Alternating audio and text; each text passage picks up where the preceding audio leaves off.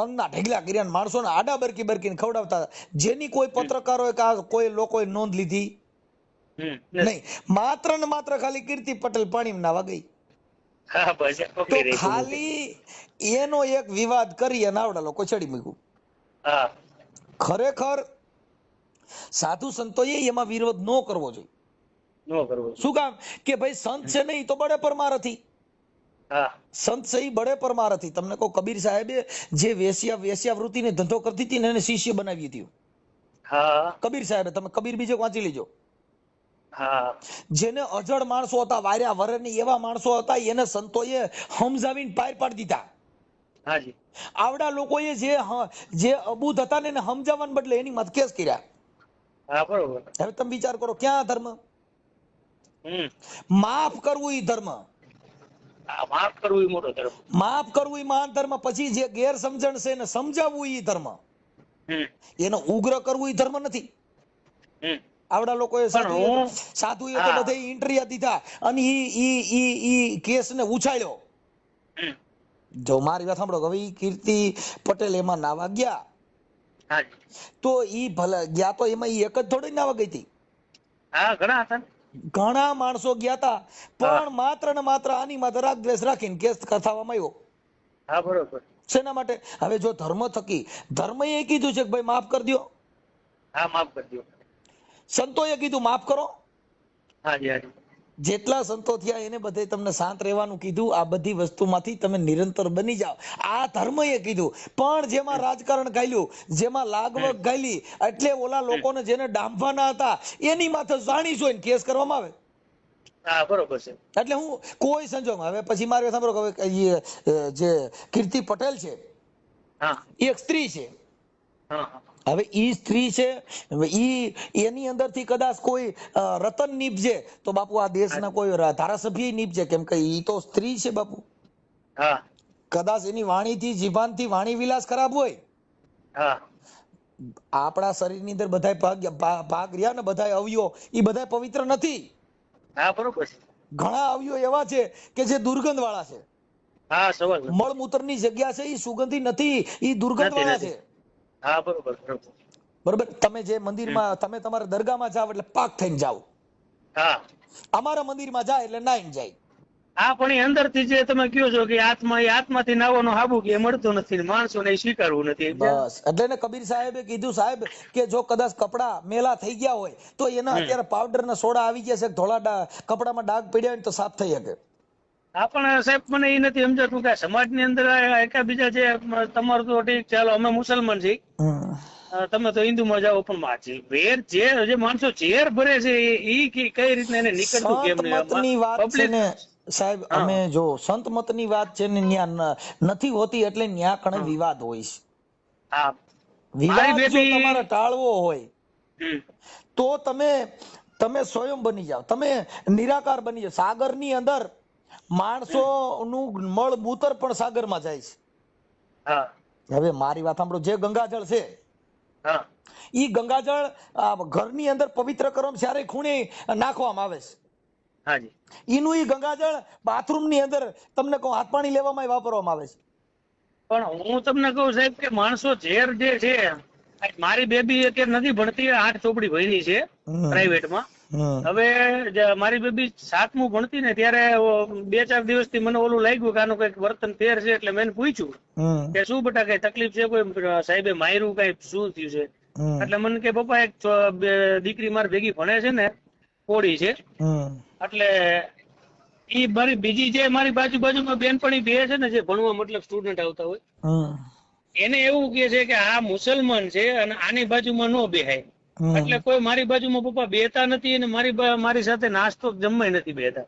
ઈ વર્ણ વ્યવસ્થા. એટલે પછી મેં નિશાળે સ્કૂલે ગયો તો, હું પ્રિન્સિપલ ને મળ્યો, એને વાતચીત કરી, બેબી નામ દીધું. એટલે મેં સાહેબ ને એટલું કીધું, મેં કીધું મારે કોઈ માથાકૂટ નથી કરવી, પણ આ બેબી ના માવતર ને બોલાવો.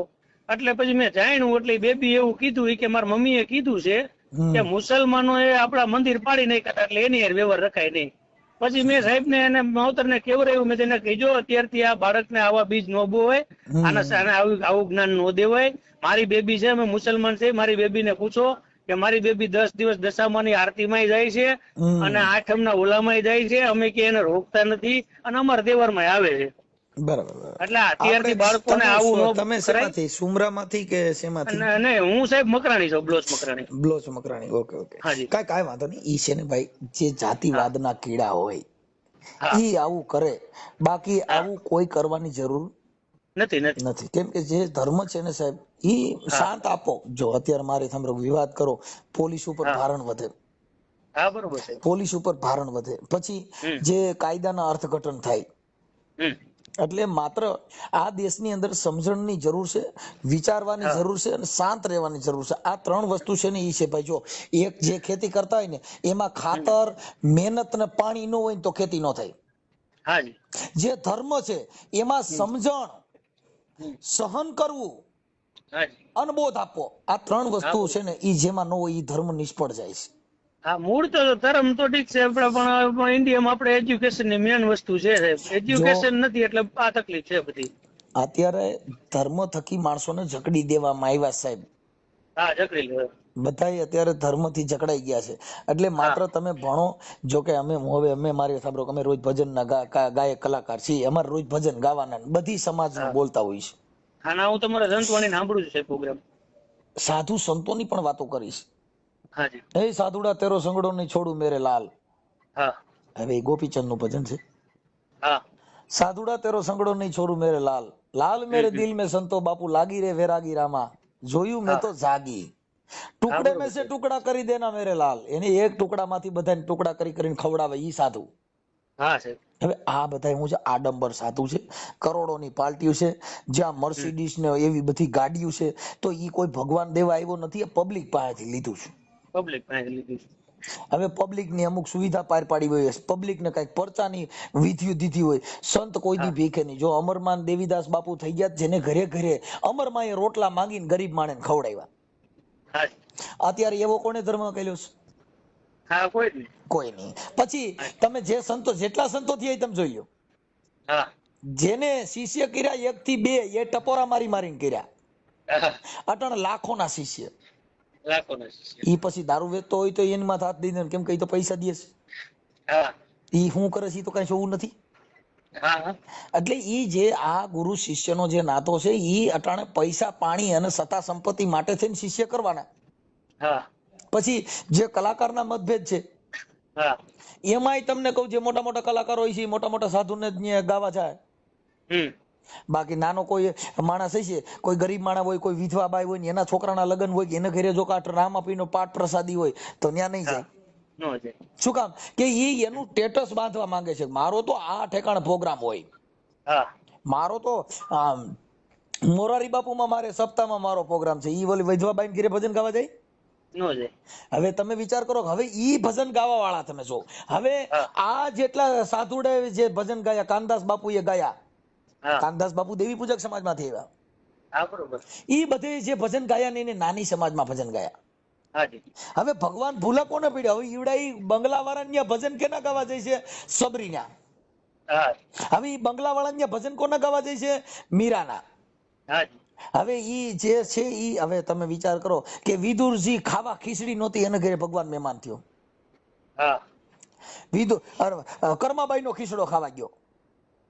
બંગલા વાળાને કર્યો 2.5 લાખ ફી લઈને આવડે એને કર્યા. હવે ઈ ઓલાય મૂર્ખી ના કેવા, ઈ જે કરોડપતિ માણસ છે એના કર્યા આવડે વાતું સુપડે નહીં કરવા જાય છે, અને ઈ સુપડે ભજન ગાવા નહીં જાય. ઝૂંપડેમાં ભજન ગાવા નહીં જાય. વાતું બંગલેમાં મોટા મોટા સ્ટેજમાં જઈને વાતું કોની કરશે? જેને ખાવા ખીચડી નથી એની, જેને ભક્તિ કરી એની. હવે એને ત્યાં ઉદાહરણ ઓલે ને શેનું દે ખબર છે? સબરીબાઈ, તમને કહું, જેને ભેલડીના હેઠા બોર ભગવાન ખાવા ગયો, તમે કોઈ ઘરે ભજન ગાવા ગયા છો? તમે બોર ની વાતો કરો છો તો? હે? રામ ને લક્ષ્મણ સબરીને ઝૂંપડીએ બોર ખાવા ગયા. કેમ કે એની ભક્તિની તાકાત હતી સાહેબ. અટાણ તમે ગમે એવી ભક્તિ કરો, તમારા ઘરે કલાકાર ફોટો પાડવા નહીં ઉભો રહી. કેમ કે એને ઇન્દ્ર ભારતી બાપુના આશ્રમમાં ન્યા કણ બાપુ હારે ફોટા પાડે તમારી હારે? કોની હારે ફોટા પાડે સારા લાગે? અત્યારે લાંબ માર્કેટમાં હોય ને એરું ભરી છે. હવે ઈ જો કદાચ કોઈ ગરીબ માણસનો છોકરો પણ તો એને ન્યા લગ્ન ગીત ગાવા જાય કે તમને કહું મોટા મોટા આશ્રમોના મોટા સ્ટેજ હોય ન્યા જાય? હા ન્યા જ છે ને સાહેબ. સાહેબ હવે અમરમાના જે ભજન ગાય છે કોને ન્યા ગાય છે મોટી મોટી સપ્તાહોમાં, પણ અમરમાં એ તમને કહું બટકું રોટલો માંગી અને બધા રગત પીતિયાની સેવા કરી. હવે ઈવડા ઈ રગત પીતિયાની સેવા કરવાના આવડે 2.5 લાખ પી લઈશ. હવે ક્યાં આ ભજન ની તમે જો કાક બાપુએ કીધું બાપુ આ ભજન ના આની વેચી નાખ્યું. આ વેચી નાખ્યા ભજન અટણ વેચાતી મળે છે. અટણ કલાકારોને ફી તમે જો 2.5 લાખ રૂપિયા ની ઈ ન્યા કણે ઓલા ખાવા ખીચડ્યું નથી એની વાતો કરે. તો એને સમાજ ઈ નથી કેતી કે ઈ તો બધું ઠીક, તમે આ સબરી ની વાતો કરો છો, તમે કર્માબાઈ ની નરસિંહ મહેતા નાયત બારો મૂક્યો. એને મેઘવાળ સમાજમાં બધે ભજન ગાવા જતા તો નાગર ની નાયતે નરસિંહ મહેતા નાયત બારા મૂક્યા. તો એને નાયત બારા મૂક્યા હતા 300 માંથી એક નામ આવડતું હોય મને કહેજો. નાયત બારા મૂક્યા તો અમર નરસિંહ બની ગયા. જેને જેને સમાજ માથે ટીકાવું થયું, જેની માથે તમને કહું આવા બધા થયા તો અમર બની ગયા. અમર બની ગયા. અત્યારે મારી સાંભળો, અત્યારે ભલે સોશિયલ મીડિયામાં આ કીર્તિબેન નો બબાટી કરી પણ કીર્તિ અમર બનાવી દીધી. હા બરોબર છે. સાધુ સંતો કરતા અત્યારે કીર્તિનું પાનું મોર ગયું. જેને સરકારે કરોડોના ખર્ચા કર્યા તો કોઈએ નોંધ ન લીધી, ખાલી ડૂબકી મારવાથી જેની નોંધ લીધી તો ભોળાનાથ તો પર્સન તો કીર્તિ પટેલ નથી. કે નથી કીર્તિ પટેલ ને કે જેને સોશિયલ મીડિયા સરકારે પોલીસે બધાએ નોંધ કોની લીધી? કીર્તિ પટેલ ની. ભારતી બાપુ ની નો લેવાણી, આખા ભવના જુનાગઢના એક સાધુ સંતો નું નામ નું આવ્યું, માત્ર આખી શિવરાતમાં ભોળાનાથ પર્સન થયા કીર્તિ પટેલ ને. કીર્તિ પટેલ ને અત્યારે સોશિયલ મીડિયામાં જ્યાં જોઉં ત્યાં કીર્તિ પટેલ ના ફોટા મળ્યા તો ભગવાન તો કીર્તિ ને મળ્યો કાવડા સાધુડે. હવે જેને ખરાબ તમે ગયો છો, જેને તમે જે સ્ત્રીને તમે ખરાબ ચિત્રો છો, ઈ ભગવાન ભોળોનાથ પર્સન તો એ નથી. કેમ કે આ શિવરાતમાં કરોડોના ખર્ચા કર્યા, સરકારે આવડી મહેનત કરી, સાધુડી એવડા સેવડા જમાડ્યા, તોય ભોળાનાથે કોઈને સાપામાં આવવા ન દીધા. પણ આ કીર્તિ પટેલ ને ભોળાનાથ પર્સન થઈ ગયા કે ટીવી કે કોઈ મોબાઈલ કે કોઈ છાપું એવું નથી જેમાં કીર્તિ પટેલ નો ફોટો નથી. બરોબર છે. તો ભગવાન પર્સન કોને થયા? કીર્તિ પટેલ. એમ ભગવાન જ્યાં જ્યાં ભૂલો પડ્યો ને એ આવા માણસોમાં જ પડ્યો સાહેબ. જેને જેને હવે જેસલ જાડેજો તમને કહું, જેસલ જગનો ચોલટો તમને કહું, જેને તોળલ ભટકાણી જેને પલમાં કીધો પીર. બરોબર છે. હું કીધું પલમાં પીર, જેને જીતના મતેજા વાળ તોળા રાણી કે એટલા તો મેં કુકરમાં કર્યા છટાણ એવા ખાલી 4-5 કેસ હોય ભેગો ફોટો નથી પાડતા. હે 100% છે. જેની માથે અમુક કેસ હોય ને અમુક ખાલી બાથોડીઓ માણા હતી એની ફોટો પાડવા માણા રાજી નથી. તો જાડેજાએ તો કીધું કે પાપ તારું પ્રકાશ જાડેજા, ધર્મ તારો સંભાળ, તારી બેડલી ને મારો નાથ બુડવા નહીં દે. એટલે જાડેજાએ પાપ પોગાર્યું કે જીતના મથેજા વાળ તોળી રાણી ગઈ એટલા કુકરમાં મેં કર્યા. એને કીધું તોળી રાણી આ જેટલા માથાના વાળ છે ને એટલા પાપ મેં કર્યા છે. તો તોરલ કે જાડેજા પોકારી દે, તું પલમાં થઈ જાય, ફ્રી થઈ જાય, તમે તમારું સાચું પોકારી દો. બરોબર છે સાહેબ. આ સંતની જે વાણીઓ છે, સંતના જે છે ઈ નથી. આ લોકો શું કરે છે ભાઈ, પોતે આડંબર. હવે તમે અત્યારે અમુક જગ્યામાં જાઓ, ત્યાં તમે ગેટમાં અટાણા ઇન્દ્ર ભારતી બાપુમાં તમે બાપુનું દર્શન ન કરી શકો. જો તમારે ત્યાં કઈ મર્સિડીઝ કે ફોર્ચ્યુનર ઉભી રહી એટલે તરત જ બાપુ બારી આવ. કેમ કે એને જરૂર છે ને, ઈ કરોડપતિ માણસોના શિષ્યોની જરૂર છે, ત્યાં નાના માણસોની જરૂર નથી. તમે સમજ્યા? જેટલી જગ્યા હવે જો ને મારી જેવા 50 જણ અહીંયા લઈ જાય તો હું ખાલી પૈયા લાગે વાતું કરે, ઈ હું દેવાના છે? હવે અત્યારે સમયમાં તો નાના માણસોની જરૂર નથી. એના જેવું છે. પણ જગ્યા હોય એનો મહંત ફોર્ચ્યુનર સિવાય બહાર નથી નીકળતા. મારો ખુદનો કિસ્સો એવો થઈ ગયો છે. હું આપણે રાજકોટ ટાટા મોટરમાં નોકરી કરતો શોરૂમમાં, અને મારે પથરીનો પ્રોબ્લેમ હતો એટલે ઓપરેશન માટે મેં શેઠ પાસેથી લોન લીધી હતી 25,000 રૂપિયા, અને આપણે જમા કરાવવી પડે રિટર્ન લીધા એટલે. પછી મારું જે દિવસે ઓપરેશન હતું ને એ દિવસે શેઠના સસરાની ન્યા કણે સ્વામિનારાયણ ભગવાન નું કોઈ કથા કે જે કઈ હતું એવું પ્રોગ્રામ, એટલે આ બે માણસ અહીંયા તેડાવ્યા હતા. એટલે એ ગયા હતા ને એ દિવસે મારું ઓપરેશન ચાલુ. એટલે પછી એનો પ્રસંગ પતાવીને આવતા રહ્યા. મારે ઓપરેશન પતી ગયું. 8 દિવસ પછી હું કામે ગયો. એટલે શેઠ મને જોયો એટલે મને બોલાવ્યો ઓફિસમાં. મને કે ઇમરાન ઉપર આવો નથી. ઓફિસમાં ગયો. મને કે તારે પતી ગયો ઓપરેશન? મેં કહા સાહેબ. તો કે આરામ કેમ નો કર્યો? મેં તો સાહેબ 8 દિવસ તો કર્યો. મને કે નહીં, હજી 15 દિવસ જવા દે, ઓપરેશન થયું છે એટલે. અને લોન કેટલી છે? મેં તો સાહેબ મારે 25,000 છે કીધું. અને 10,000 આગલા છે એમ કઈક, એટલે 35,000 જેવી લોન હતી. એટલે એને એકાઉન્ટન્ટ ને બોલાવ્યા અને એવું કીધું કે ભાઈ ઇમરાનના જે કઈ પૈસા છે લોનના એ મારા ખાતામાં એડ કરી લ્યો, એની લોન આવી ગઈ મારા ખાતામાં, બરોબર, એની પાસેથી 5 રૂપિયા લેવાના નથી. એટલે મેં કીધું સાહેબ પણ હું ધીમે ધીમે આપી દઈશ, આનું કારણ મારે જાણવું તો ખરું કે ભાઈ મારી પાસેથી પૈસા ન લેવાનું કારણ શું. પછી એને વાત કરી કે મારા સસરે આવી રીતના કથા કરી હતી અને મને એમ કીધું કે ભાઈ તમે આમાં કઈક બાપુને લખાવો ફાળામાં. હવે આ મોટી પાર્ટી એટલે કઈ આપડી કોઈને 51 રૂપિયા તો લખાવી ન કે, પણ ઇમરાન મેં ચોખ્ખી ના પાડી કે આ હું આવ્યો છું આવી નાની ગાડી લઈને, આ આવ્યા છે BMW લઈને સ્વામિનારાયણ, હું એકલો આવ્યો છું, આને 2 બોડીગાર્ડ છે સ્ટેન્ડ ગન વાળા. તો આ સાધુ છે તો આના એટલી જરૂર શું છે કે આના કરતા મને દીકરાની જેમ કમાઈને જે દે છે, દિન રાત જોયા વગર ડ્રાઇવિંગ મારી અહીંયા કરે છે, આજે એનું ઓપરેશન છે, તો આને દેવા કરતા એને ન દઉં. એટલે મેં એ કે 5 રૂપિયા લખાવ્યા નથી, તારી લોન માફ.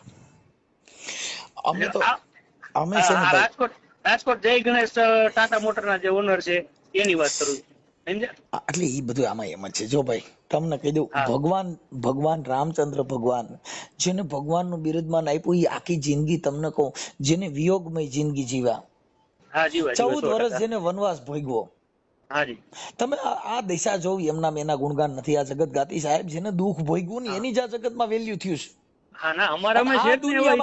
જો અત્યારે કીર્તિ પટેલ છે ને, ઈ અત્યારે છે ને, ઈ તમને કહું સતી થઈ ગઈ, શક્તિ. કેમ કે એની માથે કેસ કર્યા તોય તમે હવે મૂળ તો ખાલી નાવા પીડ્યા, એમાં શું થયું હાલો મને કયો? કાઈ નહીં. તો હવે ઉભા રહ્યો તો એની અંદર એક કીર્તિ, એમાં તો ઘણી જે ભગવા ધારોમાં ઘણી છોકરીઓ ઘણી સાધવાણીઓ પણ અંદર હતા ને. હે કે એક જ હતી? સાહેબ છે ને. હવે એની અંદર એને એક જ કામ કરવું જોઈએ કે જેને સાધુના લાયસન્સ જેની પાસે અખાડાનું હોય એને શાહી સ્નાન કરવા જવા માટે સરકારે આની આ પેલા એક લિસ્ટ બનાવવું પડે.